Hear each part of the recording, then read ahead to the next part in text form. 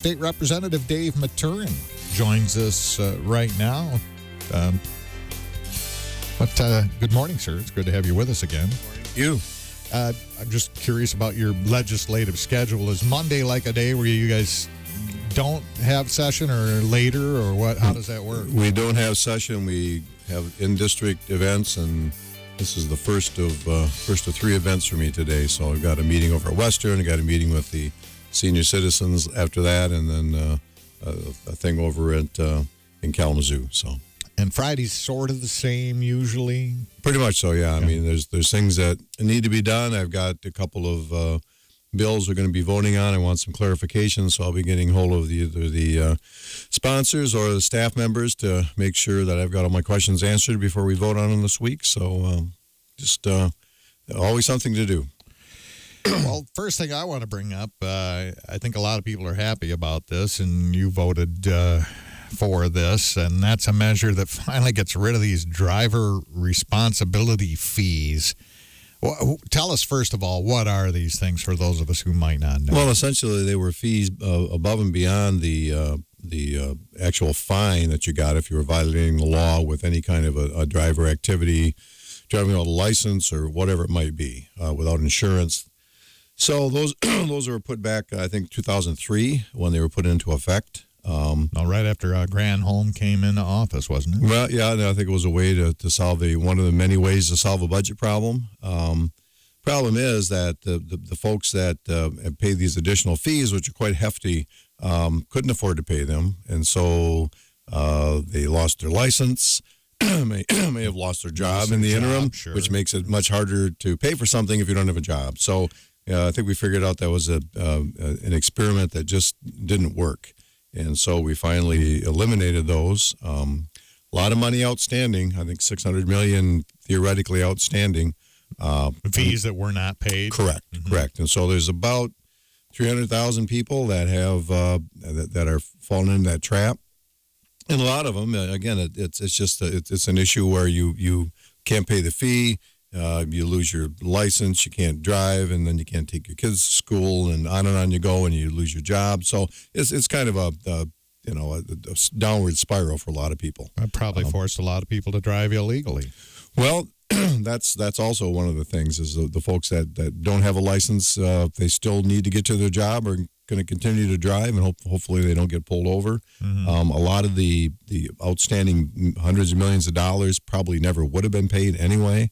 So it's like, yeah, we're out a bunch of money, but the likelihood of ever getting that back is probably about nil. Sure. So yeah, it's just the right thing to do for a lot of people who just are on the edge, couldn't afford that additional $800, $600, $800 in fines. And so sometimes more, like a couple grand. Oh, yeah, sure. Yeah. I mean, it all added up.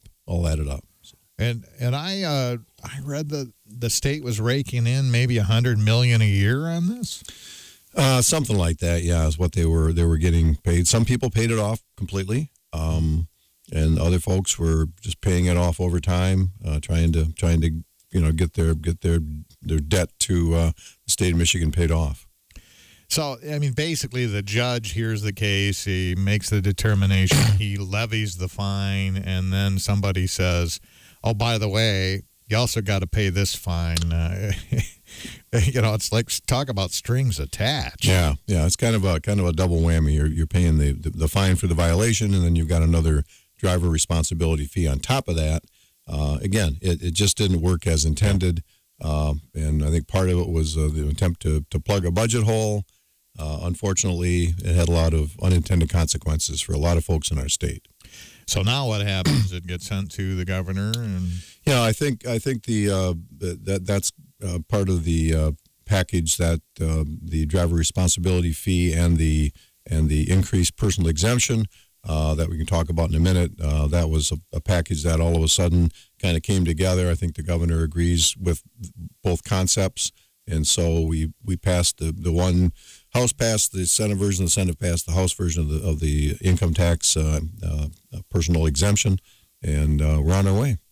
So this isn't a big surprise to the governor or anybody. We kind of had this figured into the plan. Well, initially I think there was some opposition wondering where we're going to get the money, how are we going to do this, and I think eventually it's just a matter of negotiations between the House and the Senate and the governor's office and said, okay, we can agree to reduction in driver responsibility fees and elimination of it essentially, and also an increase in the personal exemption beyond what the governor advocated, all of course due to the federal tax reform that just happened. Yeah, because I know the governor has some high plans as reflected in his State of the Union address we talked before. And so, he's kind of reluctant to see some budget cuts. You don't think he'll veto this, though, because I don't it's think part so, of no. other stuff? No, I think there's an agreement with all three parties that these two things are going to happen.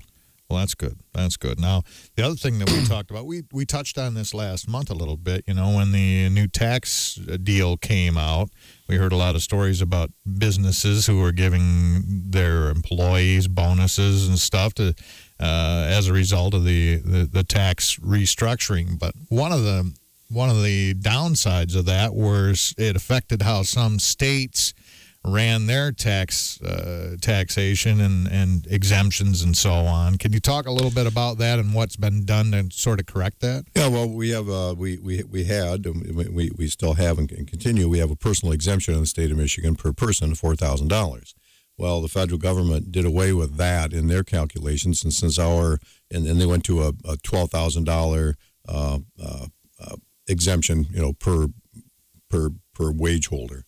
$24,000 per couple. So for as far as the standard deduction goes, but they did away with the personal exemption. While Michigan's tax base is built on the federal kind of a pass through, we start with their numbers. So we want to make sure that the people that are getting that were getting that exemption keep it. And in fact, the governor wanted to go from $4,000 to $4,500. To make sure we covered all of the different nuances in the federal tax bill that's probably still not completely understood. Who knows what nuances are there? Yeah, right. So anyway, and then when they proposed that, then of course the Senate and the House proposed larger deductions to offer some more tax relief to our citizens. Finally, with negotiations, the Senate ended up at Senate was $5,000, going from the $4,000 we have now, $4,500 the governor recommended, up to $5,000 for the Senate, up to $4,800 for the House, but the House also had in there an additional refundable tax credit for anybody over 62. Final negotiations said, let's split the difference. Let's be at $4,900. Forget the additional refundable tax credit for anybody over 62, all in conjunction with getting rid of the driver responsibility fees. So that's pretty much where we ended up. So the citizens here still get that personal exemption, which would have been wiped out if we just had stayed the course and adopted the federal basis as the basis for our state tax. How does something like that get hammered out in our system quickly enough so that it actually does, what you need it to do? I mean, this all came sort of fast and furious.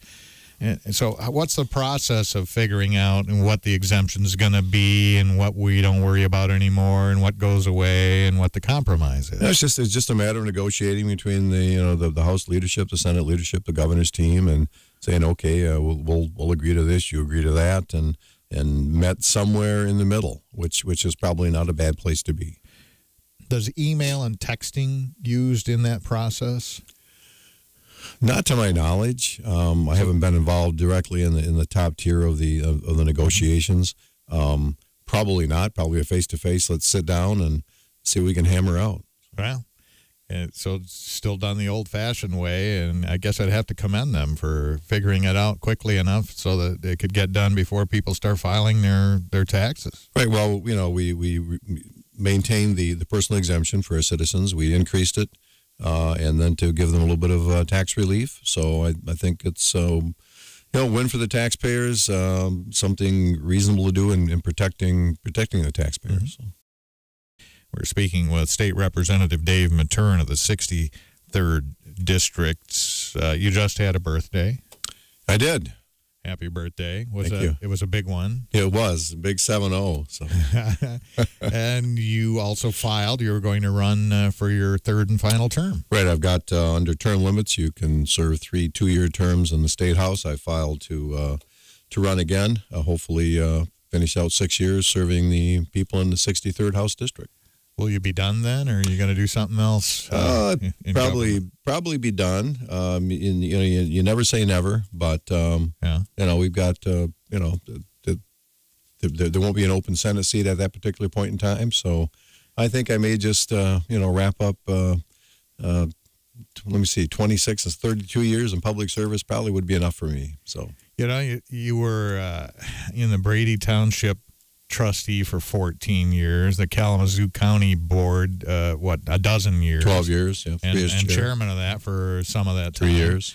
And, then moved into, you also worked for the Treasury Department in Michigan, did you not? I did back in the 70s and 80s, yeah. Mm-hmm. Yeah. And, of course, you're a veteran. But I wanted to ask you, what spurred you to get involved in local, grassroots kind of government, Brady Township, and it went from there? I mean, well, I grew up in I don't want to say a political family, but my dad was the mayor of a little town called Essexville by Bay City, and back then, if you were he was a mayor and then later on the assessor. This was back before county boards of commissioners were arrived at the 1963 Constitutional Convention. Mm-hmm. They used to have a county board of supervisors, and the city had 3 representatives, and so he spent 17 years on the county board. So I kind of listened at the dinner table to city government workings, politics, and county government workings and politics. So it's kind of something I picked up as I grew up as a kid. Working for state government, I couldn't be involved politically, but when I quit working for the Treasury Department in 1987, and there was an opening as a township trustee, and I thought, that'd be something pretty good to know about. I was, I had some experience at least working for government as a kid during the summers, doing some work for equalization department, so I had a pretty good understanding of property taxes and things, and so. I would say that all of that knowledge that you've amassed in your working life has been a treasure to have for somebody in elected government, whether it be the township, the county, or the state level. Having somebody that understands these taxes and property taxes and how all of this works. I like to think so. I've I spent a couple of years on the second term on the House Tax Policy Committee. I give a pretty good understanding of the property tax system and issues. I've got some bills up there dealing right now with more relief for folks when they sell their property and if they sell it at a loss to not have to pay a tax after you sell your property. You just lost value in your house, and now you got to pay a tax for the privilege of doing it. So we just have another bill that passed out of the House Tax Policy Committee to beef that up. So I think having some good working knowledge of government, of taxation, whatever the system might be going in, not to disparage anybody, but some folks have never served in government, and they come right in, and that nothing wrong with that. But I think having a good firm foundation, understanding kind of how it works is a plus. Well, and I think it's a plus to have a diversified legislature where you've got some people that really understand the tax portion of it, and you've got people that really understand other aspects of living in the state and running businesses in the state and education in the state. That's a big one now. We're engaged in trying to get more dollars to the schools. Well, and this is a pretty big deal. We've since Proposal A got put in, we've tried to reduce the gap between the richer districts and the poorer districts. And so we've had a 2 times formula. In other words, whatever the richer districts would get, the poorer districts would get double that. Well, this last year was $60 and $120. This year it's $120, and now it's $240 per pupil increase, and that's for every district for every school district in the 63rd district. So I'm pretty pleased that there's that much additional money coming in, twice what came in last year as a foundation grant for our local schools. So I think that's going to help. I know there's been studies out that say we still underfund our schools, but I think, all things considered, we're getting there, and we also decrease that gap between the richer districts and the poorer districts. Mm-hmm. That's great. We talked about you're going to run one more term. Yep. And at the end of that term, will they not possibly redistrict Michigan's legislative districts? Well, every 10 years they take a new census. They take a look at it, and every House district serves roughly 90,000 people. give or take a few thousand on either side of that. It's never perfect to get it. But yeah, there's a good chance that the districts will be redrawn based upon population. And also, I think we've got an amendment coming up. It's going to mandate, quote unquote, an independent approach to redrawing district lines. So we'll see. We'll see where that goes. So between the two, the census, and between this this ballot initiative, I think we'll probably see some of the lines redrawn. They were redrawn the last decade. So. I know former Congressman Joe Schwartz is involved in a group that's trying to find a different way to figure out these districts and do away with the concept called gerrymandering. Victors go the spoils kind of a thing. And in fact, we hope to talk to him, see what their progress is before too long. But wouldn't you say perhaps the 63rd was a gerrymandered district? I mean, you look at it, it's not as, I can tell you there are some districts that run within, straddle parts of 3 counties. And to me, you're really getting kind of fractionated there. And it's kind of strange the way these look like a gerrymander. It's not as concise and complete, but really it's the entire east half of Kalamazoo County as one block.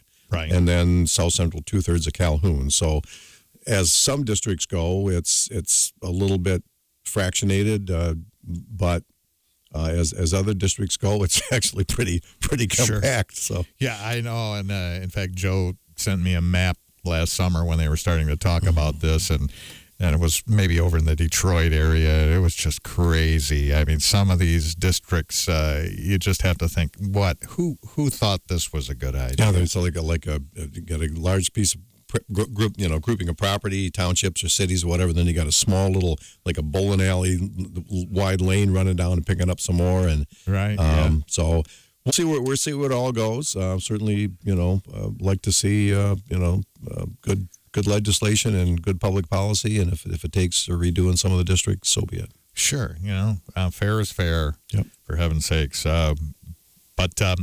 Anyway, we're out of time, and I thank you very much for coming in today and with some good news, and keep up the good work. It's always a pleasure. Thank you very much. All right. State Representative Dave Maturen, our representative in the 63rd District.